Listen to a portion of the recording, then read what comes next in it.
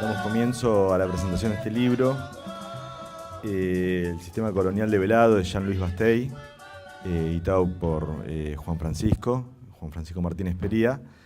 Y bueno, lo hacemos en el marco de este trabajo conjunto con la Plataforma de Pensamiento Latinoamericano, con el apoyo de Alicia Gutiérrez, el trabajo de todo el equipo técnico de Plataforma de Pensamiento, de Gustavo Gamboa y todo el equipo, y particularmente digamos, también con el Instituto Movilizador, con todos los actores que están en la publicidad acompañándonos, y con la idea de establecer una difusión en torno a una temática muy importante y también bastante desconocida, que tiene que ver con lo que se refiere a la revolución de Haití, es decir, a ese conjunto de procesos emancipadores que se dan en la primera parte del siglo XIX en América Latina, y que, nosotros somos parte de eso con la Revolución de Mayo, pero que tiene otros antecedentes, tal vez no tan conocidos, como es lo que ocurre particularmente en Haití, con ese proceso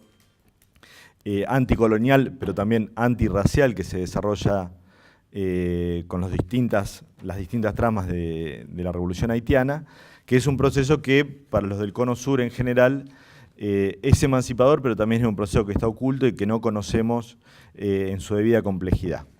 Entonces, mi idea es hacer una breve introducción de 5 o 10 minutos para dejar la vía libre a Juan para que presente el libro y pueda darnos una idea de la fisonomía, de la figura de Bastei, ¿no? Entonces, fundamentalmente, el libro de alguna manera nos conduce a este proceso por un lado, de los procesos emancipatorios del siglo XIX, pero al mismo tiempo nos remite claramente a todo el proceso de constitución de la modernidad, del proceso sobre todo de la constitución de la primera modernidad a nivel global, y cómo ese proceso está entramado o está determinado por el proceso de conquista del Nuevo Mundo a partir de 1492. Ese contexto del siglo XIX, de un proceso de las emancipaciones que nosotros conocemos por la Revolución de Mayo de 1810, y cómo a partir de ahí se empiezan a gestar distintos movimientos secesionistas e emancipadores en América Latina, pero que tiene este antecedente previo y oculto, que es precisamente el de la Revolución Haitiana, que es un antecedente maldito en muchos sentidos, tanto por su porvenir político, por todas las vicisitudes que tienen que pasar, pero también es maldito porque es un hecho que no se conoce, que es bastante ocultado, y que Juan trabaja mucho en este texto de reedición de la obra de Bastei como forma de ese desocultamiento. Entonces, cuando nosotros hablamos del proceso emancipatorio, también nos remite ya a ese proceso colonial de la conquista del Nuevo Mundo, que a partir de 1492 se da un escenario en el cual se constituye un sistema de dominación a nivel global, pero sobre todo a nivel de América Latina, en el cual se da un proceso concatenado, ¿no? Por un lado hay un proceso de modernidad, de alumbramiento de la modernidad, pero al mismo tiempo ese proceso está al mismo tiempo tramado con la idea de colonialidad, ¿no? Es decir, es un proceso que hay una relación de dominación a partir de la situación colonial, pero también de exportación de los saberes desde esos centros imperiales, ¿no? Entonces, todo lo que se habla cuando se habla de modernidad está vinculado inescindiblemente a un proceso de colonialidad. Entonces, como plantea Dussel, a partir ya del descubrimiento del Nuevo Mundo, de la conquista, a partir de 1492, se da un proceso en el cual esta idea de modernidad, lo que nosotros denominamos modernidad, por un lado tiene una idea emancipadora, uno se moderniza y ejerciendo la razón libremente, pero al mismo tiempo encubre relaciones de dominación. La idea de modernidad tiene como un segundo rostro, como un espejo, que es lo que se denomina el mito sacrificial, el mito violento de la modernidad, que es fundamentalmente un proceso estrictamente colonial, ¿no? Un proceso en el cual lo que se hace es, desde Europa, encubrir lo no europeo, ¿no? La idea de un proceso de colonización en el cual el indio, el negro, la mujer, el varón vencido, el niño, son ocultados en su alteridad, son clausurados en su alteridad y tratan de ser asimilados a lo europeo, ¿no?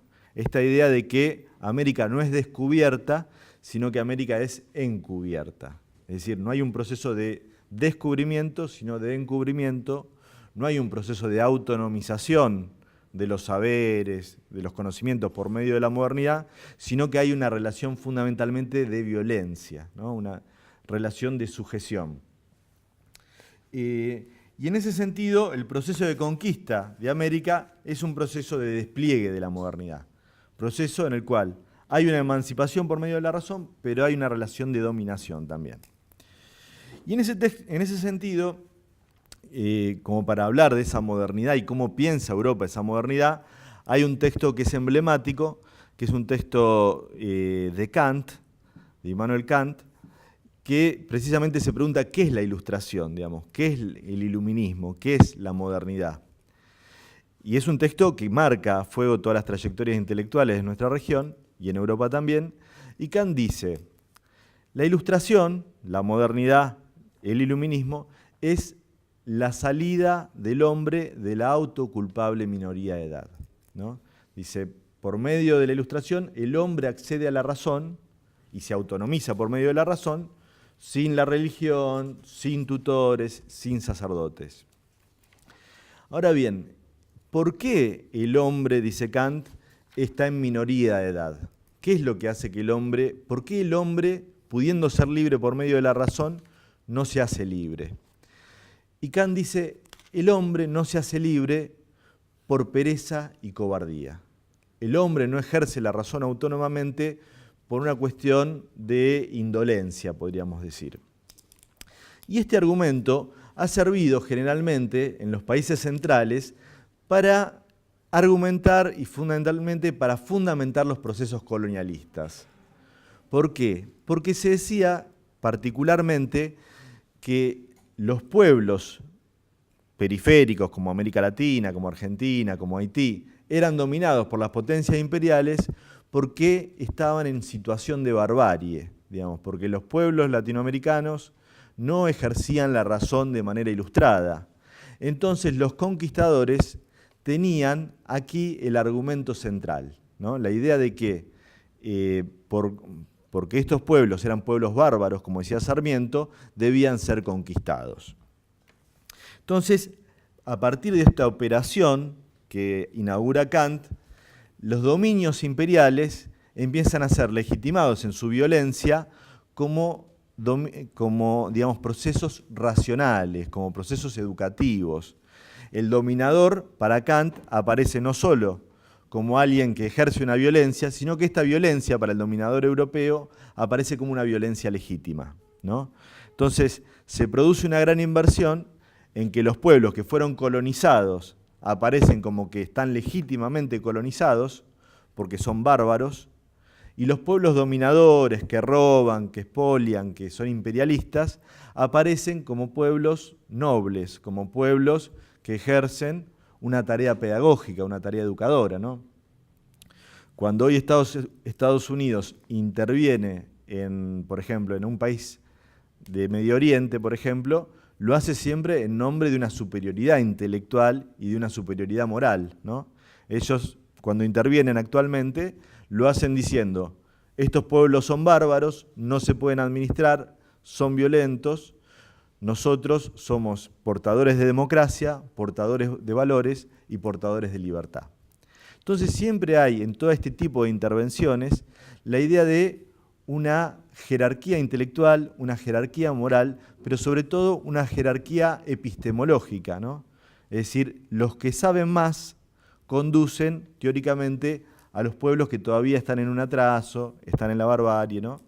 Y de alguna manera, de esa forma, encubren sus intereses profundos, que son intereses de carácter estrictamente económico, estrictamente militar. Y siguiendo con esta línea de legitimación del poder imperial en América Latina, aparece otro texto de Kant, y Kant, en un punto, lo que se va a plantear en un texto posterior es cómo comprender la evolución de la historia, ¿no? Y él dice, ¿cómo podemos entender que la historia avanza hacia mejor? ¿Cómo es posible, dice, construir una historia a priori? Y dice, Bueno, para construir una historia a priori hay que buscar una facultad en el ser humano, hay que buscar algo interno en el ser humano que nos haga creer que ese hombre a futuro, el género humano hacia futuro, va hacia mejor, va hacia algo favorable, digamos. Fundamentalmente si en el hombre hay un sentido de progreso. Y en ese sentido dice, bueno, hay que buscar un acontecimiento que testimonie esto. Y lo digo en función de lo que va a hablar Juan Francisco, ese acontecimiento que demostraría que el hombre está en constante progreso hacia lo mejor, él lo ve en la Revolución Francesa. Él dice, una revolución construida por un pueblo cercano, parecería ser el acontecimiento que nos marca un signo histórico. Sobre todo que nos marca la posibilidad de entender que el hombre va en constante progreso hacia lo mejor. Es decir, que la historia es progresista, diríamos. ¿Y dónde hay que ver para ver si esa disposición moral del género humano hacia lo mejor es real? Dice Kant. ¿Hay que ir hacia los protagonistas de la historia? ¿Hay que ir hacia aquellos que fueron los intelectuales de este proceso? ¿O a los actores protagónicos a nivel político? Y Kant dice que no. Dice que, de hecho, podría haber intelectuales que vean esto, podría ser hasta que la revolución fracase, que eso tampoco importa. Lo que importa de la Revolución Francesa para ver si realmente el género humano, la humanidad en su conjunto, tiene una disposición para mejorar, es no lo que hacen los protagonistas, no lo que hacen los intelectuales, sino lo que hacen los espectadores. Lo que importa ver es no los que participan en la revolución, sino lo que importa ver es lo que hacen la gente que adhiere sin tener un rol protagónico. Y en ese sentido, lo que ve Kant como portador, digamos, de un progreso hacia lo mejor, es en esos actores el entusiasmo que genera la revolución. Es decir, entender que en ese entusiasmo, que la gente, por más que haya atrocidades, por más que haya violencia, lo volvería a hacer, es decir, implica o nos da la pauta de que en la Revolución Francesa hay un signo histórico que marca el progreso constante de la humanidad hacia un fin superior, ¿no? Pero a la vez, a partir de este texto, lo que va a marcar Foucault de este texto es que por primera vez en este texto de Kant aparece un nuevo estereotipo intelectual. Aparece el intelectual moderno, dice Foucault, en este texto de Kant. ¿Por qué? Porque en esta propuesta de Kant, Kant no escribe desde la exterioridad de los hechos, sino que Kant lo hace desde un nosotros. Kant, cuando escribe sobre la Revolución Francesa, escribe como un actor que está involucrado intelectivamente, pero también afectivamente sobre ese proceso, y de alguna manera escribe desde un nosotros comunitario, metido dentro de esos mismos acontecimientos. Y en ese sentido, Foucault lo que marca es que ese es el gesto de la modernidad, del intelectual moderno. Un intelectual, podríamos decir, como el intelectual sartreano, que escribe desde los mismos acontecimientos y para los mismos acontecimientos de que está formando parte. Y en ese sentido, para cerrar, creo que de alguna manera con Jean-Louis Bastei se propone esa misma idea del intelectual moderno, pero desde la periferia latinoamericana.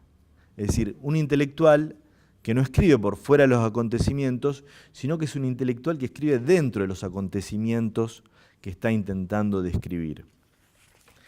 En ese sentido es un intelectual que también remite a la tradición latinoamericana, porque no es un intelectual aparte, sino que es un intelectual que también hace política al mismo tiempo que escribe, ¿no? Y eso es una tradición muy importante dentro del ensayismo político latinoamericano, que no son solo intelectuales, sino que son generalmente intelectuales que hacen política y políticos que tienen también tareas intelectuales. Y en esa idea de la construcción de un nosotros periférico de parte de Bastei, creo que hay tres aspectos que me parece que son importantes.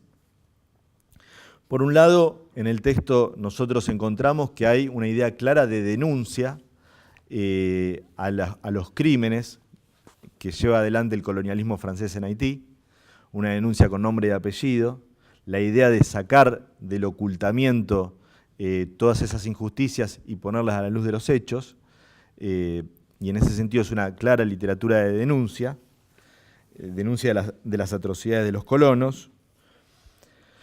También hay una crítica epistemológica, porque va a haber una denuncia de la ciencia, entendiendo que la ciencia europea tiene una carga ideológica, es decir, es una ciencia en la cual de alguna manera garantiza, lejos de emancipar, garantiza las relaciones de dominación.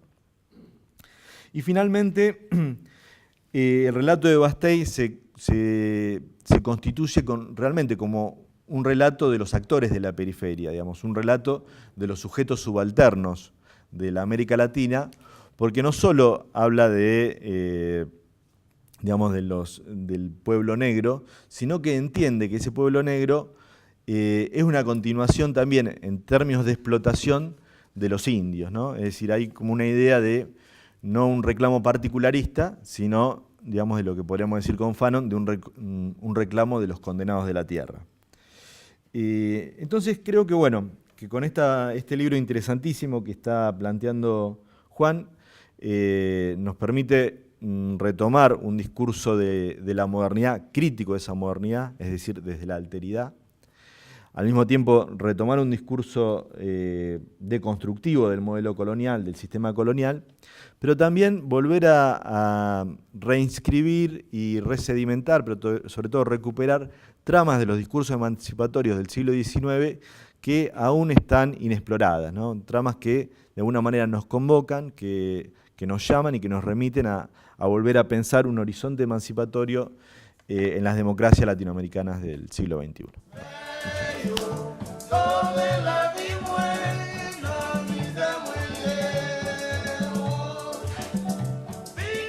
La verdad que para mí es una gran alegría estar presentando este libro. Este libro fue un sueño concretado, digamos. Yo hace mucho tiempo que vengo trabajando el tema de la revolución de Haití. Y también otro tema que trabajo es historia de pensamiento latinoamericano. Historia latinoamericana, historia de Haití, historia de la revolución y pensamiento latinoamericano. Y yo cuando estaba trabajando sobre Haití descubrí este autor y dije, no lo puedo creer, es realmente impresionante. Ahora vamos a comentar un poco. Y siempre uno de mis sueños fue editar su obra, digamos, ¿no? Algunos dirán qué tipo de sueños que tengo, pero bueno, para mí era muy importante, digamos. Tengo otros sueños también, pero este era uno de ellos.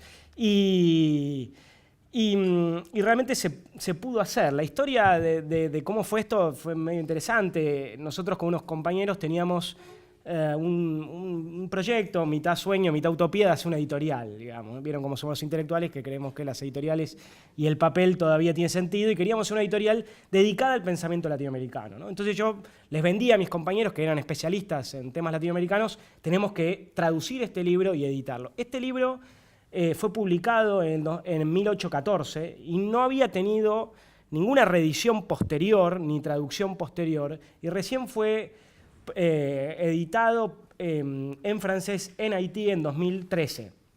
Cuando nosotros estábamos haciendo este sueño de proyecto de la editorial, bueno, fracasó por supuesto, la editorial no se hizo, pero en ese momento yo tuve la suerte de tener una compañera estudiante que era francesa y le vendí este proyecto y ella lo compró, digamos, porque es así, porque yo no pusimos plata porque no había plata para poner, y ella lo hizo ad honorem. Ella se llama Laura Leger, que es la que tradujo el libro, digamos. Ella lo tradujo y muy rápidamente, la verdad, de manera muy eficiente, muy rápida, pero quedó en la nada. Lamentablemente en ese momento no lo pudimos publicar. Al poco tiempo se editó, más o menos 2 años después, el libro en inglés. Se tradujo en inglés, fíjense qué linda edición que hicieron. La nuestra es muy linda, pero hay que decir que es más modesta. En Inglaterra, en la Universidad de Liverpool, lo tradujeron al inglés, digamos. Hicieron la primera edición al inglés, un súper estudio con un montón con varios trabajos.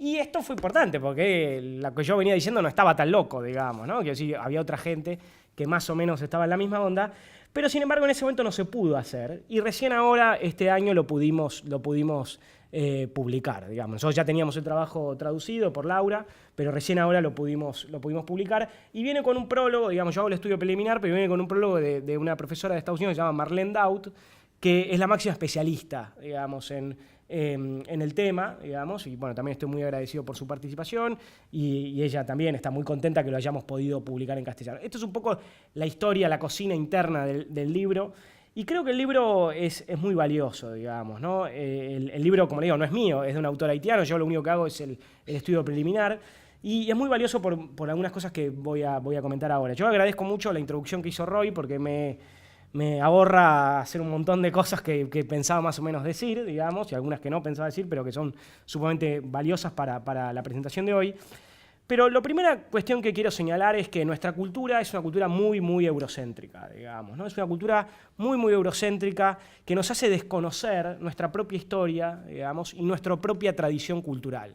Además, en nuestros países, no solamente nuestra cultura es muy eurocéntrica, sino además lo que sucede es que nuestros países están muy enfocados hacia nosotros mismos, digamos, ¿no? Entonces nosotros tenemos un doble problema que es el argentinocentrismo, por un lado, y por otro lado el eurocentrismo, que son dos caras de un poco la misma moneda, porque además el argentinocentrismo está muy marcado por ese eurocentrismo. También cuando nosotros hablamos mucho de la Argentina, pero muchas veces lo entendemos en clave europea. Piensen ustedes, por ejemplo, cuando se habla del peronismo, para empezar con polémicas, cuando se habla del peronismo siempre, obviamente, la referencia está en Europa, digamos, ¿no? Y muy pocas veces se lee el peronismo en clave latinoamericana, ¿no? Entonces, este argentinocentrismo es, como les digo, una suerte de doble, de un lado de la moneda, digamos, ¿no? Pero además, esto que pasa de este argentinocentrismo pasa en todos los países. Cada uno de nuestros países está mirando hacia adentro y hacia Europa y no está mirando, digamos, hacia el resto de América Latina. Pero además lo peor de todo es que cada uno de nuestros países en realidad sufren una macrocefalía, salvo algunos, sufren una macrocefalía que en realidad son las capitales.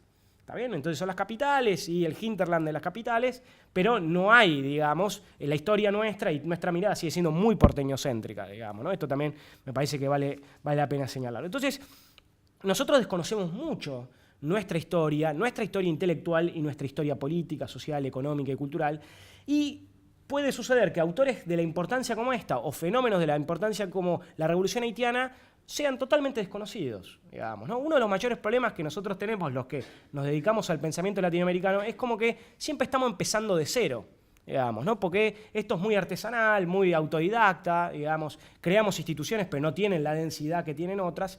Y entonces nuestra tradición es una tradición muy débil, digamos, ¿no? Piensen, yo siempre comparo con la tradición europea, cuando uno lee un libro de pensamiento político europeo o de política europea o de lo que sea, empiezan con los griegos y desde ahí construyen toda una tradición que es muy densa. En cambio, en América Latina no tenemos esa tradición, o tenemos, pero no, justamente lo que pasa es que la desconocemos. Entonces podemos conocer mucho mejor autores europeos que nuestros propios autores y nuestros propios procesos.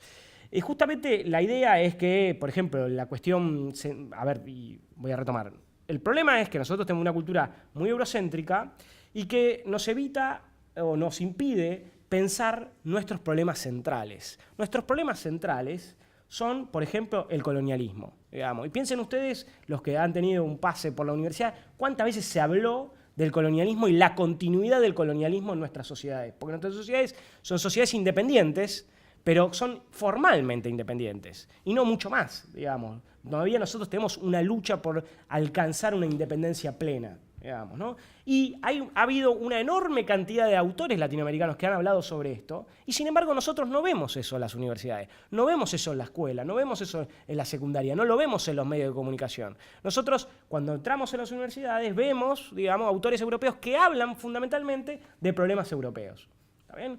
Que no está mal, digo, porque ellos tienen esa mirada, pero nosotros ellos mismos se presentan como universales, nosotros los vemos como universales, y estos autores, que está bien leerlos, no nos alcanza. Digamos, hay un autor de la India, Chakrabarty, que refiriéndose al marxismo, dice, el marxismo en la India es importante, pero es absolutamente insuficiente. Digamos, no es que no hay que leerlo, pero es absolutamente insuficiente.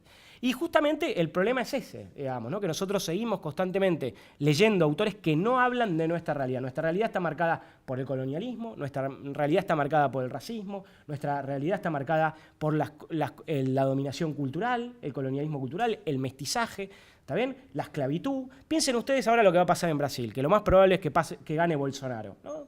Está por ganar Bolsonaro y muchos lo comparan con Hitler, con el nazismo, desconociendo que si hay un lugar donde ha habido una larguísima tradición de racismo histórico, ha sido Brasil. En Brasil la esclavitud se abolió en 1889. Digo, quiero decir, no hace falta pensar Brasil con el nazismo. Yo no digo que no pueda hacerse una comparación, etcétera, etcétera, pero hay que tener claramente en cuenta nuestra propia realidad para entenderla. Digamos, nuestra realidad está totalmente marcada por estas cuestiones. Lo que pasa es que nosotros no la vemos porque estamos pensando en otra cosa, digamos, ¿no? Estamos pensando constantemente en otro mundo.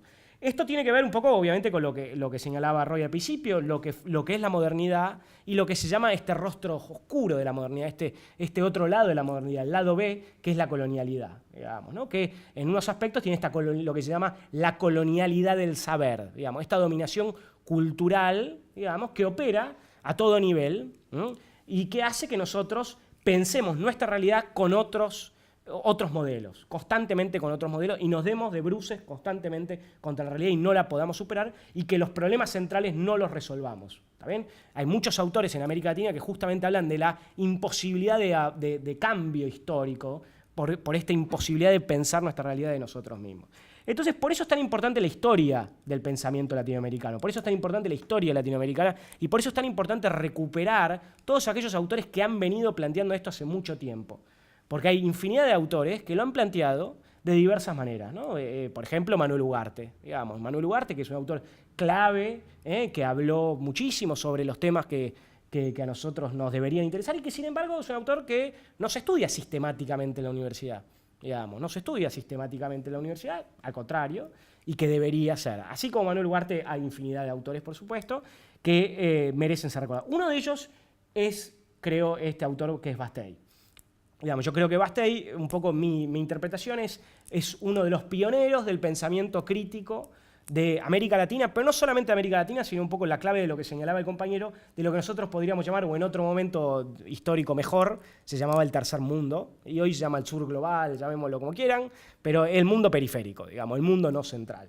Bastei es un autor que va a plantear mucho de estos ejes centrales que todavía tienen cierta vigencia, digamos, no tal vez en la misma manera que él las plantea, pero sí los problemas. Los problemas siguen siendo problemas que tienen mucha vigencia. Y justamente lo importante, digo, la manera de entrarle a esto es entrarle por lo que fue la Revolución Haitiana, digamos, ¿no? La Revolución Haitiana fue una de las revoluciones más importantes de la historia moderna, si no la más importante, y una de las más radicales, si no la más radical. Y no lo digo yo porque soy un obsesivo del tema, o solamente porque soy un obsesivo del tema, sino porque tuvo una gigantesca originalidad e gigantesca importancia. Primero y principal, por dónde ocurrió. Hoy en día, cuando se habla de Haití, lo primero que se dice es que Haití es el país más pobre de América Latina o el país más pobre de Occidente. Digamos, siempre aparece esa mirada muy negativa sobre Haití, digamos, pero Haití fue muy importante en términos históricos y en la época colonial, Haití, que no se llamaba Haití, se llamaba Saint-Domingue, era una colonia muy rica, era una de las colonias más ricas, si no la más rica de toda América. Era más rica que Estados Unidos. ¿Está bien? Por supuesto que esa riqueza no la tenía la mayoría de la población, pero era muy rica porque era la primera productora de azúcar del mundo, ¿no? Hoy en día el azúcar no es tan importante, de hecho la gente prefiere tomar edulcorante, pero en ese momento, en el siglo XVIII, el azúcar era algo así como la cocaína hoy en día, digamos, ¿no? Por lo dañino. Se lo conocía como el oro blanco, era muy rico y Saint-Domingue era la primera productora de azúcar del mundo, ¿no? Y era sumamente próspera, muy importante. Y entonces, que la revolución haya pasado ahí no es cualquier cosa. ¿Está bien? Nosotros generalmente cuando pensamos en el Caribe, hoy en día, ¿qué pensamos? Pensamos tragos, playas, digamos, ¿no? Pensamos pobreza, pensamos carnaval, pero no lo vemos como un lugar muy importante en términos históricos. Es un error. El Caribe fue históricamente un lugar importantísimo. Hubo un presidente muy importante del Caribe que fue Juan Bosch, que fue presidente de República Dominicana, que sufrió un golpe de Estado y que después eso derivó en un conflicto civil y que después derivó en la intervención de los Marines llevando la democracia en 1965, que en un libro sobre historia del Caribe, él plantea al Caribe como una frontera imperial, un lugar donde todos los grandes imperios chocaron. Digamos, fue el primer lugar donde se hizo la conquista de América, donde todos chocaron y que uno de los elementos centrales del Caribe fue la importancia económica que tuvo el Caribe. Por eso Estados Unidos, cuando empieza a construir su imperio, uno de los primeros lugares donde se mete es justamente el Caribe. Dice, el Caribe es nuestro Mare Nostrum, digamos, y por eso todavía tienen la base en Guantánamo y no la van a soltar, y por eso Puerto Rico tampoco la van a soltar, digamos. Entonces, el hecho de que haya... Y por eso la Revolución Cubana fue tan importante también, porque fue en un lugar muy importante. También fue en un lugar muy importante. Entonces, la Revolución Haitiana ocurrió en una colonia muy importante. Haití tenía dos terceras partes del comercio de Francia eran con Haití. 2/3 partes. ¿Está bien? Y la revolución también fue muy importante, no solamente por el lugar de que aconteció, sino por lo que significó. ¿Está bien? ¿Qué significó? Fue la primera y única revolución de esclavos, de esclavizados que triunfó en la historia de la humanidad. ¿Está bien? Piensen ustedes, si yo les pregunto a ustedes, a muchos de los que están acá, ¿qué revolución de esclavizados se les ocurre? Probablemente digan Espartaco, digamos, ¿no? Por la película, por Roma, digamos, con Kirk Douglas. Pero obviamente Espartaco era blanco, ¿está bien? No es casualidad. Ahora, Espartaco fue derrotado, digamos, ¿no? La revolución haitiana triunfa, fue la primera y única. Y triunfaron contra 3 imperios, contra los españoles, contra los ingleses y contra los franceses. Otra que la guerra de Vietnam, digamos, ¿no? La guerra de Indochina y la guerra de Vietnam. De una enorme radicalidad. En un mundo, digamos, donde esas potencias eran enormemente poderosas y donde el colonialismo, la esclavitud y el racismo no se discutían profundamente. ¿Está bien? Entonces la revolución no solamente fue importante por eso, sino que además porque fue, otra cosa muy importante, la primera independencia de América Latina. Y además de todo eso, no solamente fue la primera independencia de América Latina, sino que además Haití ayudó a la independencia hispanoamericana. ¿Está bien? Hubo cientos de independentistas de Venezuela y actualmente Colombia que se exiliaron en Haití y que recibieron apoyo de Haití, económico, militar, para que pudieran seguir haciendo la lucha independentista. Quien más ayuda recibió fue Bolívar, que 2 veces recibió ayuda, ¿está bien? Y no solamente recibió ayuda, sino que algo fue muy importante también, fue que Haití le dijo, yo te doy plata, esto lo hizo Alexander Petion, que hay una localidad en Buenos Aires que se llama Alexander Petion, que fue creada en la época de Perón, esa localidad, Petion le dijo, yo te ayudo, si vos liberás a los esclavos. Porque hasta ese momento Bolívar no venía liberando a los esclavos, al contrario, Bolívar tenía esclavos. Entonces también fue muy importante en términos, en este sentido. Ahora, sin embargo, la revolución haitiana es una revolución totalmente olvidada. Totalmente olvidada. Piensen de qué si se habla de esto en las escuelas, en las universidades, en los medios de comunicación, para nada. Siempre cuando aparece una referencia a Haití es absolutamente negativa, digamos, ¿no? Y esto tiene un motivo. Hay un intelectual haitiano que escribió un libro que se llama Silenciando el pasado. Este autor se llama Michel Rolf Trouillot, que falleció hace unos años, y en ese libro lo que él plantea es que el motivo por qué la revolución fue silenciada en ese momento fue, por supuesto, porque le daba mucho miedo, digamos, pero no solamente porque les daba mucho miedo, sino por otro motivo. Quienes escribían en ese momento eran las élites blancas, ¿no? Y no solamente les daba pánico la revolución, sino que además no la podían comprender. ¿Por qué no la podían comprender? Porque ellos veían en esos esclavizados africanos y afrodescendientes subhumanos, digamos, bárbaros, ¿no? Lo que Roy comentaba antes. Entonces, ellos veían eso no como una revolución, porque para hacer una revolución hay que tener conciencia política y racionalidad, sino como un gran caos, una gran anarquía, una guerra de razas, una masacre de blancos, pero no como una genuina revolución. Para tener una revolución hay que tener un programa político, digamos, ¿se entiende, no? Entonces, yo siempre doy un ejemplo, si nosotros ponemos ahora en una jaula a 10 perros, una jaula chiquita, probablemente terminen rompiendo la jaula y se terminen liberando, pero no veríamos en eso una revolución. ¿Está bien? Esto mismo es lo que sucede con esas élites blancas, que no son capaces de pensar por su racismo esa revolución. ¿Está bien? Ahora, lo que él plantea para esa época continúa en gran medida, digamos, ¿no? Esto es lo más interesante. Hoy en día, el racismo, por supuesto, nadie, o no sé si nadie, ya no sé, digamos, con lo que está pasando, pero cada vez estamos peor. Pero digo, el racismo en la academia, por ejemplo, no es explícito, por supuesto, pero sí es muchas veces implícito.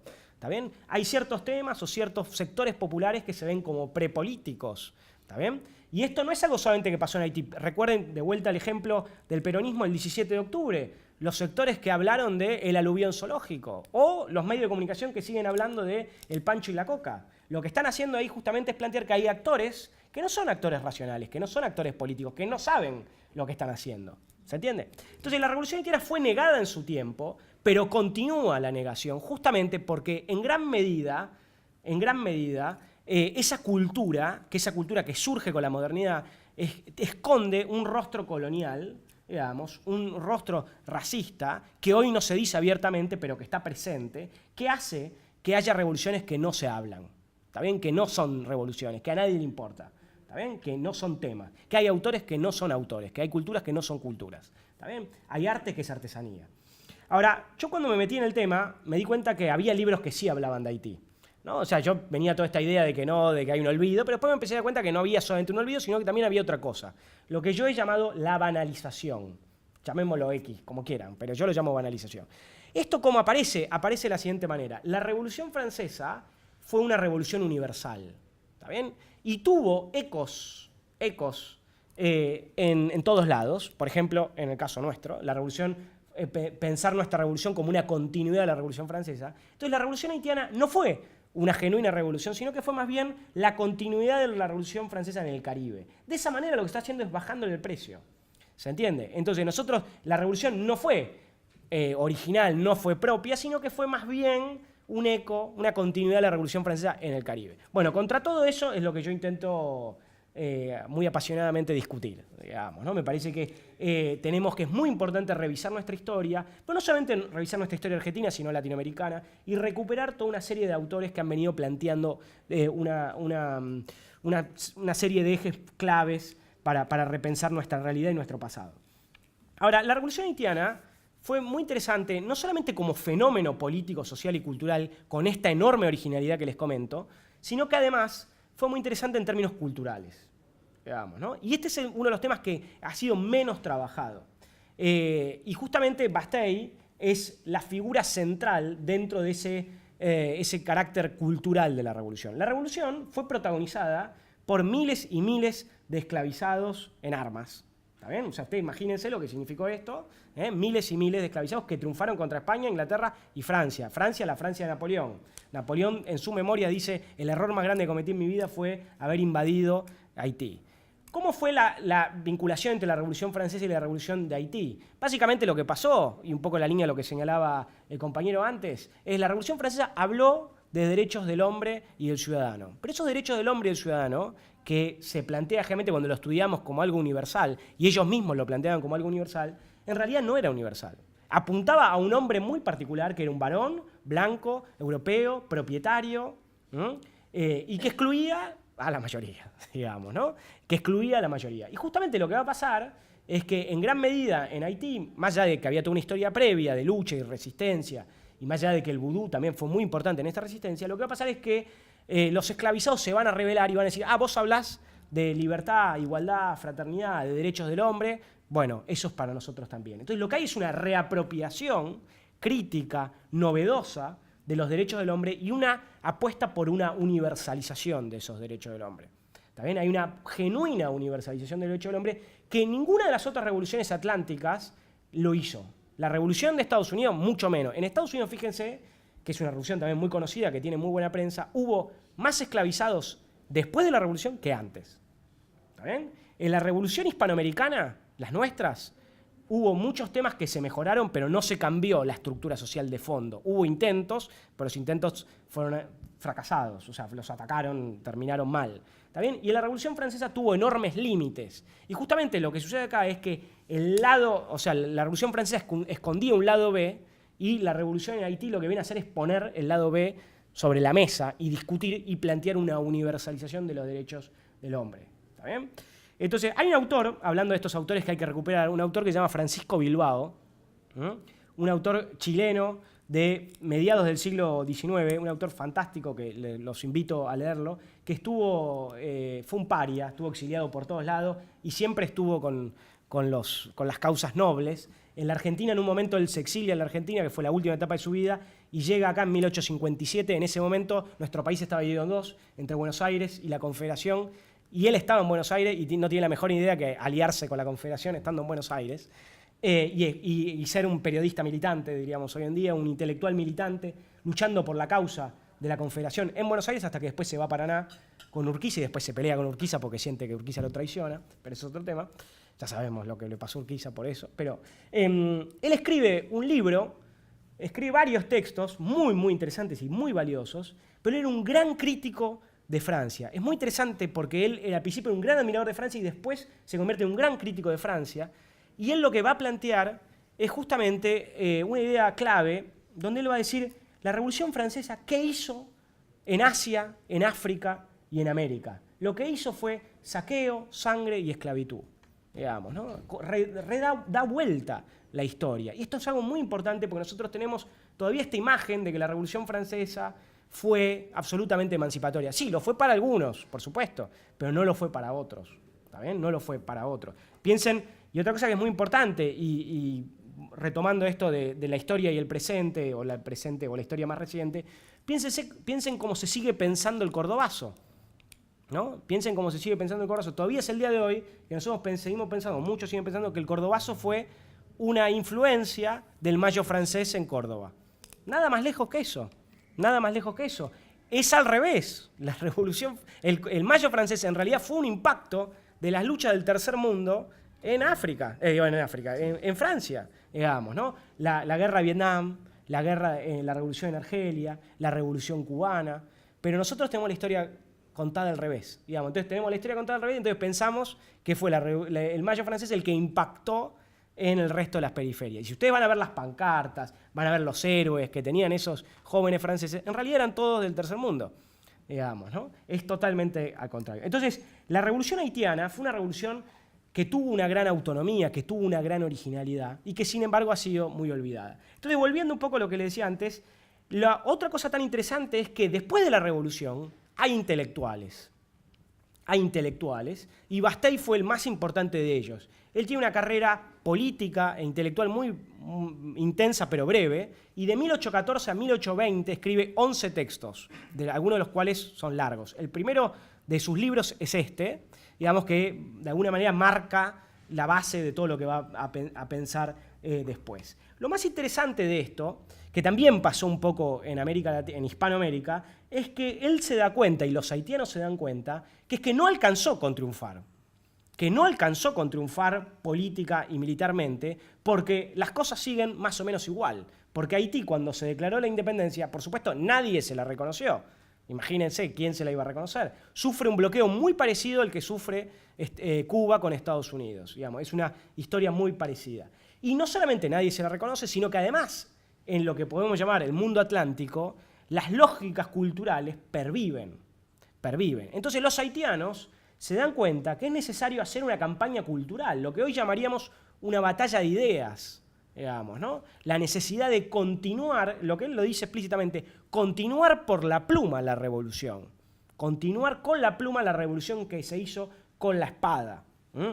En Hispanoamérica va a haber muchos autores que van a plantear algo parecido, solo que la resolución no va a ser tan buena, pero va a haber algo parecido. Entonces Bastei lo que va a intentar es, y no solamente Bastei, sino que el Estado haitiano va a fundar editoriales y va a publicar libros y los va a difundir para discutir con lo que hoy llamaríamos los medios y los intelectuales que sostenían públicamente el discurso racista y el discurso colonial. Digamos, ¿no? Entonces, la necesidad de continuar la revolución. Y esto es algo muy importante porque la revolución tuvo un discurso fuertemente universalista. Pero el problema fue que quedó enclavada en la isla, digamos, ¿no? De vuelta comparando con la Revolución Cubana. La Revolución Cubana, cuando triunfó, intentaron influir y difundirla por América Latina, con escaso éxito o con éxito variado, pero además también intervinieron en África, digamos, ¿no? De manera muy importante y con mucho más éxito. Piense usted, por ejemplo, el rol que tuvo Cuba en Angola, el rol que tuvo en la caída del apartheid en Sudáfrica, el rol que tuvo en Etiopía. Pero Haití no tenía la capacidad de hacer eso. Sin embargo, sí hizo lo que yo les comentaba antes, el apoyo a Bolívar y a Petión. A Bolívar a partir de Petión. Ahora, además de eso, lo que se va a hacer, yo acá tendría que aclarar que Haití se divide en dos. El sur hay una república que está presidida por Petión y el norte hay un primero presidente y después un rey que se llama Henri Christophe y Bastei trabaja con Henri Christophe y no con Petión. ¿Está bien? Pero no importa porque la vocación de universalidad es parecida. Entonces, lo que quiero decir es, como están enclavados, la manera de universalizarla en parte es a partir de la cultura, digamos, dando la batalla cultural. E insisto que estos textos no son escritos para quedarse ahí y que lo lean entre ellos, sino para ser difundidos. ¿Está bien? Para ser difundidos. De hecho, varios de sus textos, varios de sus libros fueron traducidos inmediatamente al inglés y fueron difundidos en el mundo atlántico. Ahora, ¿qué es lo que va a hacer este autor? Este autor es muy importante por dos motivos. Primero, principal, porque va a ser un teórico de la revolución. ¿Qué fue la revolución? ¿Qué significó la revolución? ¿No? Y segundo, va a ser un intento de de alguna manera de difundir la revolución y de continuar la revolución en un plano teórico. Digamos, explicar la revolución y promover la revolución hacia afuera y en otro plano teórico, que no lo había tenido eso, la revolución había sido, digamos, política militar, y ahora lo que se le está dando, digamos, es un pasamento cultural. Ahora, y algo que es muy importante, y después voy a retomar esto, es que justamente por las características de la revolución y los problemas que tuvo Haití y lo que significaba Haití, las ideas que él va a tener van a ser muy diferentes a la de los intelectuales y la de los próceres hispanoamericanos, o de muchos de ellos. ¿Está bien? Porque muchos de ellos muchos de nuestros próceres van a ver el colonialismo de una manera, van a ver ciertos problemas de una manera, pero por la enorme radicalidad que va a tener la revolución haitiana, acá este autor va a ver temas que ellos no van a ver. ¿Está bien? Como yo le decía antes, Bolívar, en su agenda política, la esclavitud no era un tema, porque él era dueño de esclavos. ¿Está bien? En Haití, la esclavitud es un tremendo tema, y entonces uno de los ejes centrales de su texto va a ser la esclavitud. Ahora, el problema es que no solamente en Haití el tema de la esclavitud es gigante, sino que en toda América es un tema fundamental. ¿Se entiende? Entonces, claro, Bolívar, no solamente Bolívar cambia después, pero digo, no solamente Bolívar, sino que otros, su agenda no es esa agenda de los sectores más populares, ¿se entiende? Es otra agenda. Entonces, esto también es muy importante por el tipo de problemáticas que va a poner sobre la mesa. Ahora, ¿desde dónde lo va a hacer? ¿Cuál es, digamos, de alguna manera su corpus teórico? Y esto es algo muy interesante y es, de alguna manera, la lógica de la revolución haitiana. Lo que él va a hacer es apropiarse de las ideas ilustradas y cristianas, pero las va a resignificar y las va a buscar universalizar. Y lo que va a hacer es intentar romper los límites eurocéntricos y racistas de esas ideas. ¿Está bien? Entonces piensen, por ejemplo, Kant, ¿no? Kant tiene toda una serie de ideas que si uno las lee son ilustradas, son liberales. Kant es visto como una figura central del liberalismo. O podemos hablar de un montón de autores en la misma línea. Ahora, ustedes leen un poquito más. Y Kant es tremendo racista.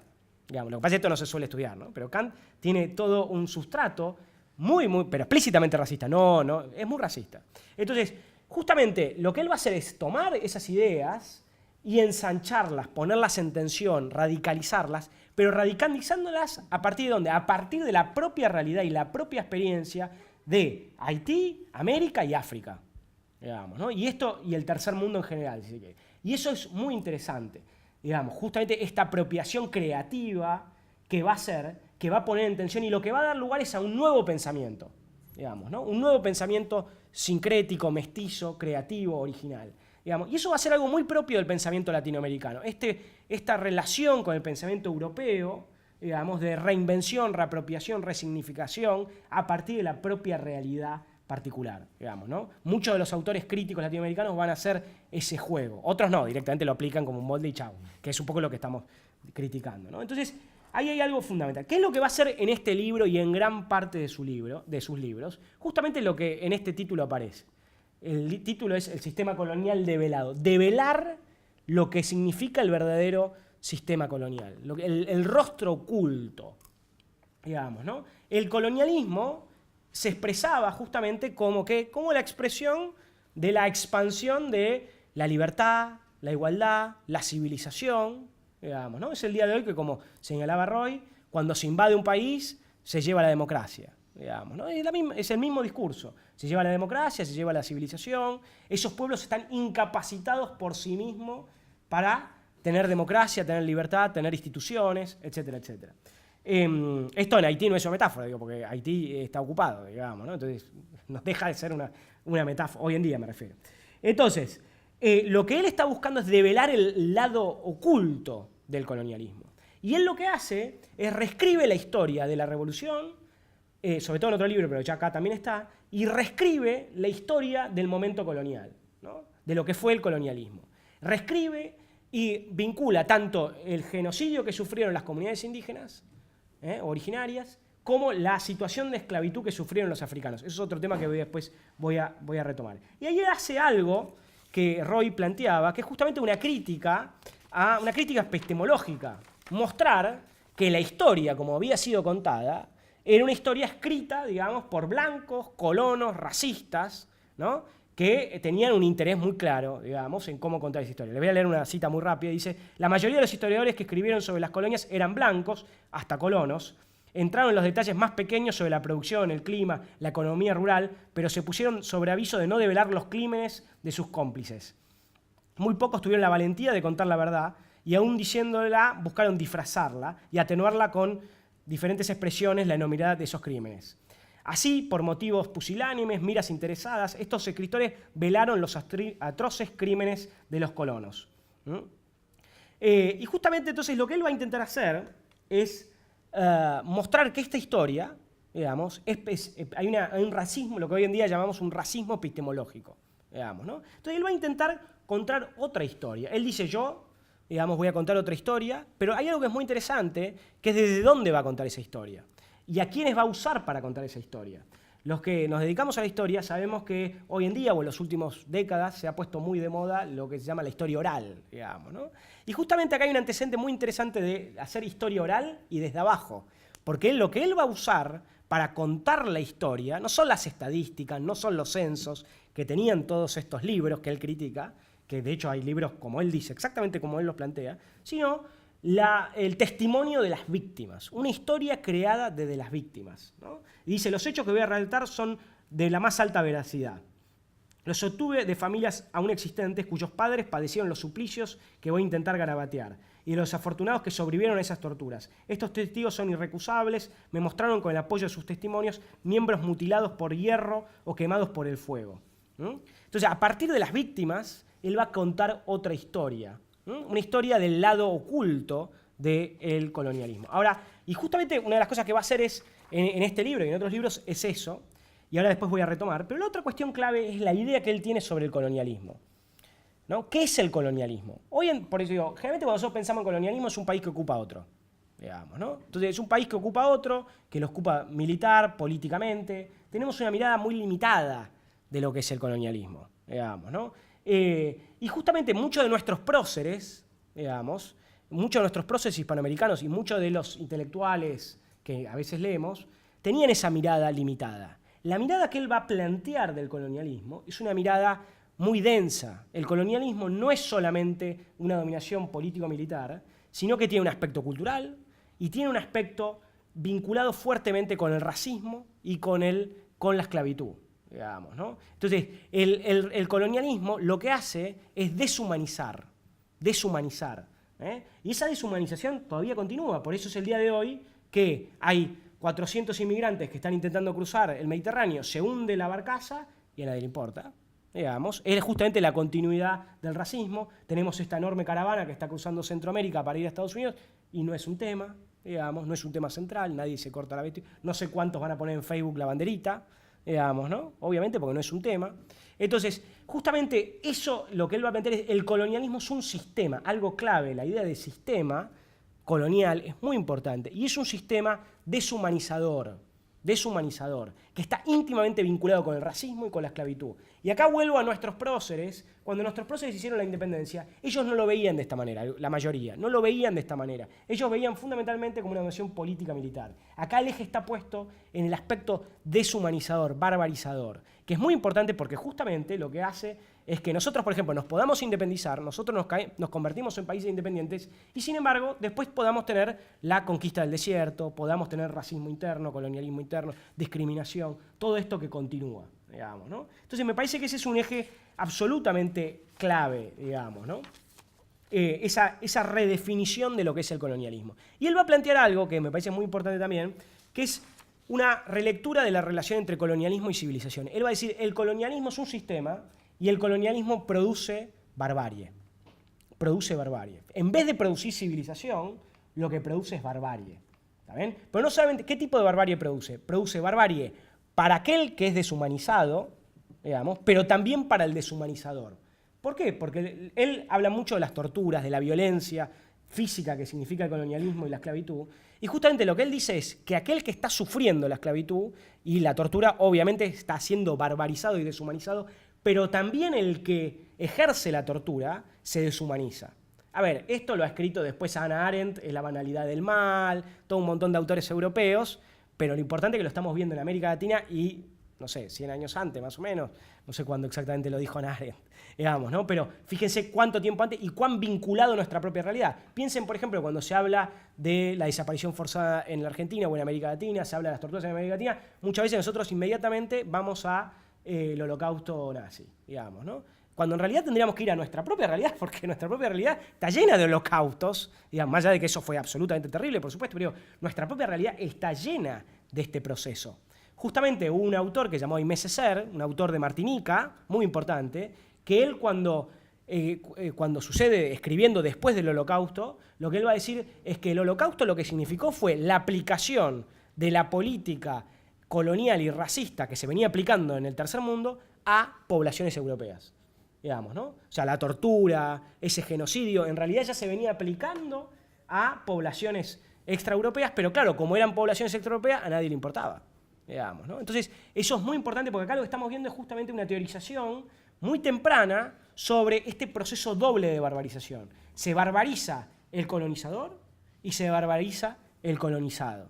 Se deshumaniza uno y otro. Pero a la misma vez, y haciendo un poco analogías, el libro insiste mucho con la idea de sistema, pero a la misma vez insiste mucho con la responsabilidad individual. Él hace una larga lista de los responsables de los crímenes, digamos, ¿no? Y eso es muy interesante porque él está discutiendo, insisto, en el mundo atlántico, con tipos que estaban haciendo lobby para reconquistar la isla, y él hace una larga lista diciendo, miren, ustedes fueron responsables de esto, de lo otro, digamos, y eso también me parece que es algo importante. Para ir avanzando, para que no se me mueran de mole, un par de ideas finales.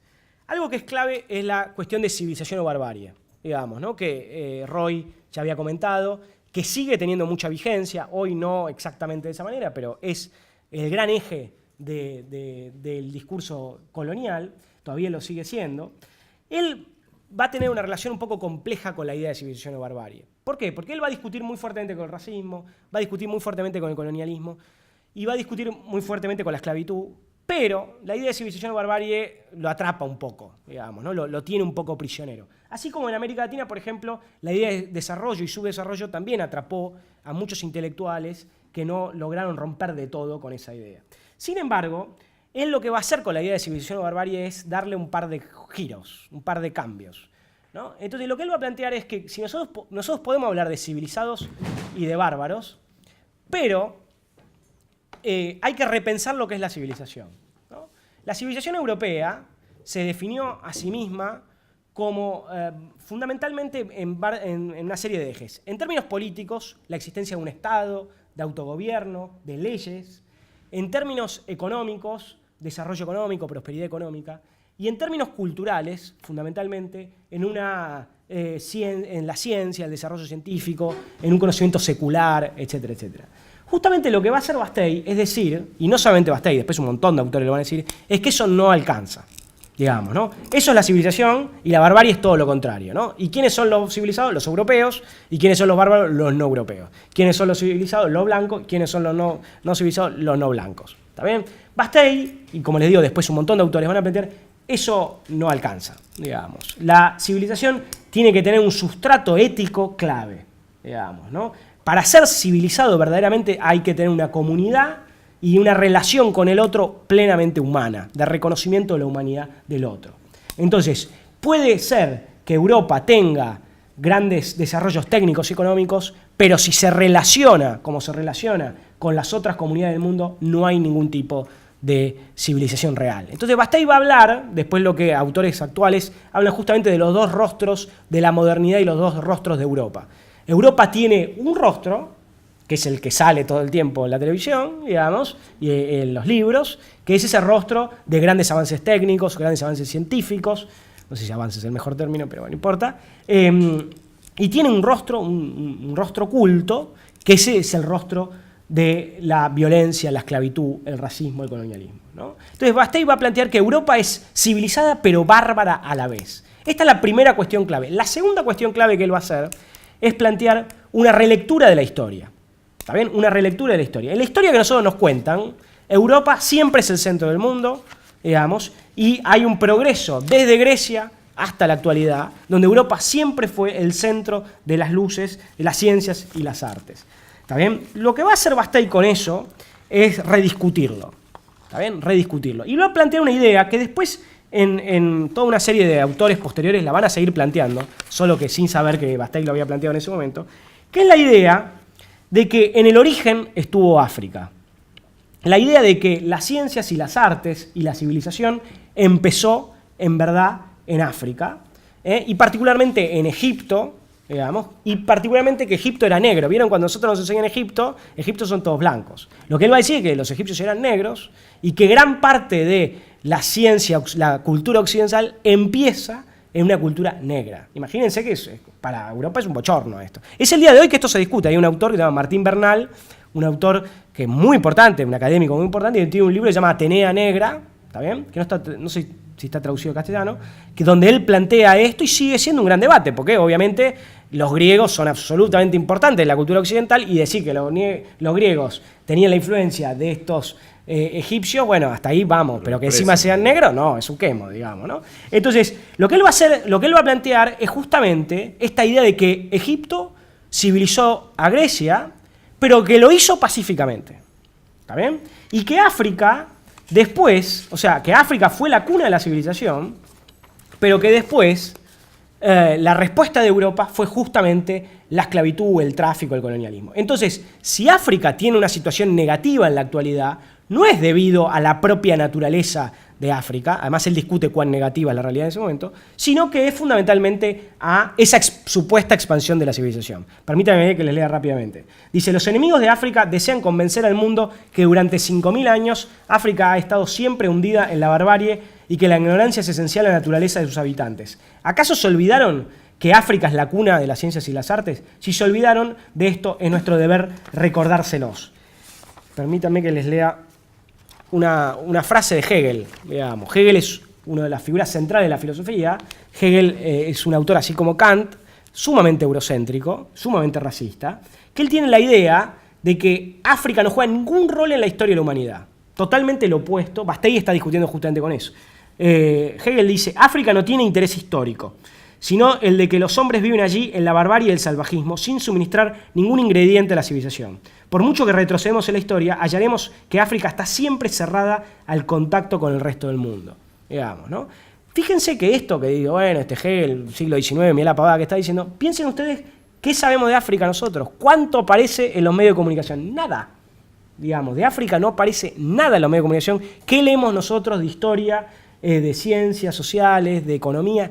Nada, digamos, ¿no? Entonces, quiero decir, esto que se discute en ese momento tiene una continuidad hoy, digamos, tiene una continuidad hoy, es muy importante. Por eso no es casualidad cuando alguien dice, nos tenemos que integrar el mundo, y en realidad se está refiriendo a 5 países, mucha gente se lo crea, digamos, porque efectivamente para cómo nosotros nos hemos formado, el mundo son 5 países. ¿Está bien? Y cuando otra persona intenta mantener relaciones con África, digamos, es un escracho. ¿Qué sentido tiene mantener relaciones con África? Recuerden cuando Cristina fue a Angola, digamos, o sea, no sé si se acuerdan, lo que significó, digamos, el subtexto que estaba ahí era, ¿qué hacemos nosotros vinculándonos con Angola? ¿Qué es esto? Es una locura, digamos, ¿no? Entonces, obviamente negando nuestra raíz africana, la raíz africana latinoamericana, etcétera, etcétera. Por supuesto, Merkel, que es mucho más inteligente, ya no sé cuántas veces viajó a África, ¿no? Y por supuesto, Merkel ya no sé cuántos años lleva en el poder, pero como está en Alemania, por suerte no es dictadora, digamos, ¿no? Porque ahí no hay ningún problema. Acá ganás 2 elecciones seguidas y ya, o una, ya alcanza con ganar una. Bueno, entonces, dice, África civilizó a Europa y es a la raza negra hoy en día esclavizada que los europeos le deben las ciencias y las artes, incluso el arte de hablar. Yo por mi parte me pregunto qué es lo que los europeos han hecho en pos de la civilización en África desde que se han civilizado y de que se han convertido en el centro de las artes y las ciencias. Esto es lo que Europa ha hecho. Ha establecido el inhumano tráfico de hombres que ha corrompido la población de África. Y dice, por Dios, qué luz, qué canal de instrucción y civilización fue el tráfico de esclavos. ¿Cómo se puede tener la cara de pretender que los hombres pueden ser civilizados por instructores que comienzan con carne humana y miserias? Instructores que en vez de preceptos morales introducen en la mente de los africanos el asesinato, el pillaje, y en vez de libros y educación que los corrompen con licores, armas, para destruirse uno a otro. Y aún así tienen el coraje de que las luces europeas brillan ahí en la costa africana, digamos. Fíjense, justamente lo que está planteando es esta tensión, esta supuesta civilización, y en realidad cómo eso redunda en en la barbarie, digamos, ¿no? Insisto que lo importante de esto es la enorme actualidad, porque los textos, digamos, porque nuestra cultura, digamos, para bien o para mal, todavía está muy marcada por estos discursos. Piensen ustedes que cuando nosotros hablamos del siglo de las luces, nos referimos al siglo XVIII, digamos, ¿no? Y esto constantemente lo hablamos, del siglo de las luces. El siglo de las luces fue el siglo donde más tráfico de esclavos hubo en la historia de la humanidad, digamos, ¿no? Si uno lo ve de un lado, podemos hablar del siglo de... Ahora, si lo vemos de otro lado, que es el lado que en realidad nos toca a nosotros, ¿está bien? Porque América Latina estuvo absolutamente construida en base al tráfico de esclavizados, de ninguna manera podemos pensarla nosotros como el siglo de la luz, ¿está bien? Y contra eso Bastei está justamente reaccionando. Ahora, ya para terminar, Bastei va a plantear, digamos, una civilización alternativa. Digamos, ¿no? Bastei una de las cosas que a mí me interesa es esta idea de una civilización alternativa. No solamente, que también es una tradición que va a estar muy presente en América Latina y en el tercer mundo, no solamente va a plantear que la historia hay que releerla, no solamente la historia de Haití, sino la historia global, y trastocarla, releerla críticamente, descolonizarla, diríamos hoy en día, sino que además hay que pensar el futuro, digamos, de manera alternativa, ¿no? Y lo que él va a plantear es una suerte de civilización, digamos, post-racista, post-colonial, post-esclavista, digamos, ¿no? Donde todo eso ya no exista más. ¿Y cuál es el eje? O sea, yo le decía, hay una relectura de la historia en la cual África jugó un lugar muy importante y en el cual ahora Haití y su revolución juegan un lugar muy importante, digamos, ¿no? Él discute y él dice, la revolución de Estados Unidos no tocó la esclavitud. La Revolución Francesa habló de libertad, habló de igualdad, pero en verdad traicionó sus principios. La única de las tres revoluciones que fue genuinamente universal, que es la única que no estudiamos y que no tenemos ni idea, fue la Revolución Haitiana, digamos, ¿no? Entonces la Revolución Haitiana, lo que para él, ¿cómo la ve? Él la ve como una revolución donde hay un origen de una verdadera civilización. ¿Está bien? Esa civilización que cumple verdaderamente con esos preceptos de reconocer la humanidad del otro. Pero no solamente la humanidad del otro, sino también la idea de diversidad. ¿No? Esto también es muy importante, la reivindicación de la diversidad. Les voy a leer dos cositas. Es muy interesante cómo Bastei, y esto también es propio de la Revolución Haitiana, yo hablé mucho de África, ¿no? Obviamente porque la gran mayoría de la población haitiana viene de África, pero justamente esa es una de las particularidades de la Revolución Haitiana. La Revolución Haitiana no solamente fue una revolución latinoamericana, sino que recuperó el legado indígena, y por eso le pusieron Haití como nombre, porque Haití era el nombre original. No solamente recuperó el legado indígena, el legado latinoamericano, sino también el rol de África y los africanos en América y en el mundo, digamos, ¿no? Entonces, ahí hay una suerte de proto-tercermundismo, digamos, ¿no? Y le voy a leer una frase que va en ese lado. Él dice, 500 millones de hombres negros, amarillos y rojos distribuidos por todo el globo claman de su gran creador aquellos derechos y privilegios que ustedes le han robado injustamente. Fíjense que esto dicho en el siglo XIX preanuncia lo que va a pasar en el siglo XX. Digamos, las grandes revoluciones que se dieron en el siglo XX, que fueron revoluciones del tercer mundo. Y ahora sí, para terminar, una frase donde lo que él está planteando justamente es una idea de una revolución global, la necesidad de una revolución global, que continúe el legado de la Revolución Francesa. Y dice, pero ¿cómo podremos erradicar los absurdos prejuicios que siguen existiendo? En esto que yo les decía, hicieron la revolución, pero los prejuicios siguen existiendo, digamos, en el mundo.